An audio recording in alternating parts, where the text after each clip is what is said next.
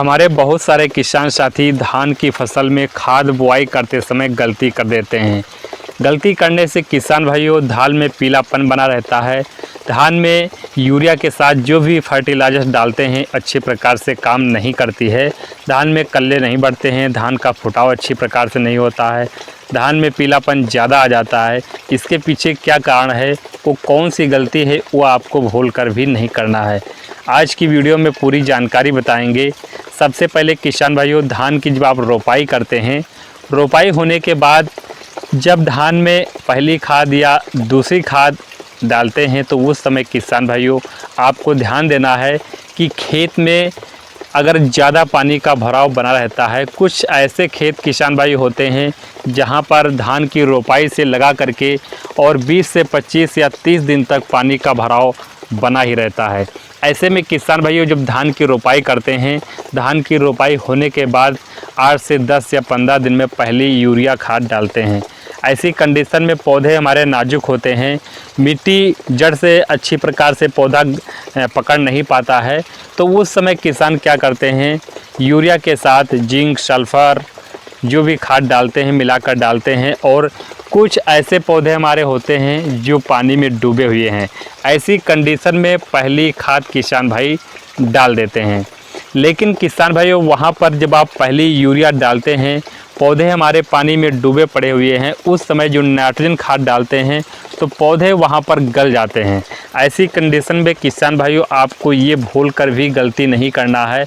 आपको यूरिया जब आप धान की जो पौध हमारी है पानी में डूबे हुए हों तो इस कंडीशन पे किसान भाइयों ये गलती नहीं करना है कि यूरिया आपको वहाँ पर जो डोज होती है, बेसल डोज होती है, उसको रूप में किसान भाई डाल देते हैं। पहली खाद में किसान क्या करते हैं, जो भी खाद देना होता है एक साथ मिलाकर पूरी खाद का प्रयोग कर लेते हैं। ये किसान भाइयों भूल कर भी आपको गलती नहीं करना है। किसान भाइयों करना क्या है इस कंडीशन में, चाहे तो किसान भाइयों इस कंडीशन में आपको जब पहली खाद मिट्टी में देना होता है, अगर जल निकास की उचित व्यवस्था नहीं है तो किसान भाइयों इस कंडीशन में आपको जो पहली डोज है 3 भागों में देना होता है।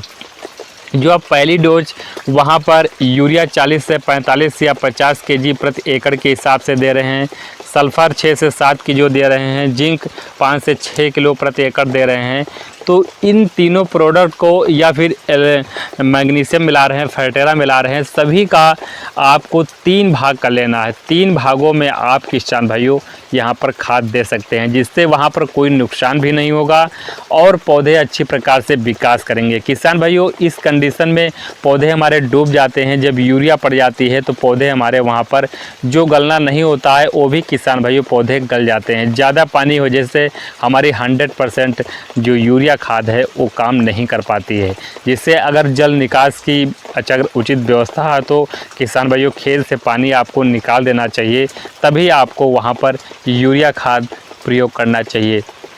खेत में पानी कम रहना चाहिए, पौधे हमारे पानी में डूबे नहीं रहना चाहिए, तभी आप डालते हैं अच्छी प्रकार से वहाँ पर काम करती है। एक काम किसान भाइयों और कर सकते हैं, वहाँ पर लिक्विड फॉर्म में हमारी इफ़को की DAP खाद आती है, लिक्विड नैनो यूरिया आती है, नैनो लिक्विड वाली जो नैनो यूरिया है उसका भी आप स्प्रे कर सकते हैं।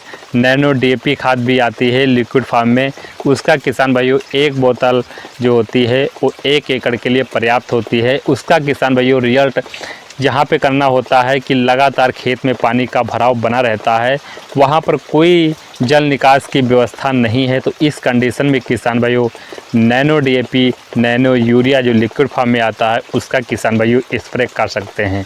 100% उससे रिजल्ट मिलता है। और इस कंडीशन पे अगर जिंक और सल्फ़र की पूर्ति करनी है तो जिलेटेड जिंक का भी प्रयोग किसान भाई कर सकते हैं। साथ में 1 से 1.5 केजी यूरिया और जिंक 120 ग्राम जिलेटेड फॉर्म में 150 ग्राम लेना है और स्प्रे आप किसान भाइयों कर सकते हैं। साथ में फेरस सल्फेट भी ले सकते हैं, जिससे आयरन जो लोहे की कमी होती है वो भी किसान भाइयों पूर्ति हो जाती है। इस कंडीशन में किसान भाइयों आप वहाँ पर जो पौधे हमारे डूबे हुए हैं, इस कंडीशन में जो पहली यूरिया देने जा रहे हैं उसको 3 भागों में डिवाइड करके आपको वहाँ पर बुआई कर देना है, तभी आपको 100% लाभ मिल पाएगा। बेसल डोज में आप किसान भाइयों डाल देंगे, पूरी डोज एकदम से डाल देंगे तो वहाँ पर फ़ायदे की जगह नुकसान किसान भाइयों देखने को मिलेगा। तो नीचे आप कमेंट में ज़रूर बताइए आपके क्षेत्र में बारिश हो रही है नहीं हो रही है। हमारे क्षेत्र में तो आज कल से लगातार बारिश हो रही है, रात में भी हुई है और दिन में भी हो रही है। तो आप कमेंट कीजिए कहाँ से हैं, आपके क्षेत्र में बारिश का मौसम कैसा है। तो मिलेंगे अगली वीडियो में। नमस्कार।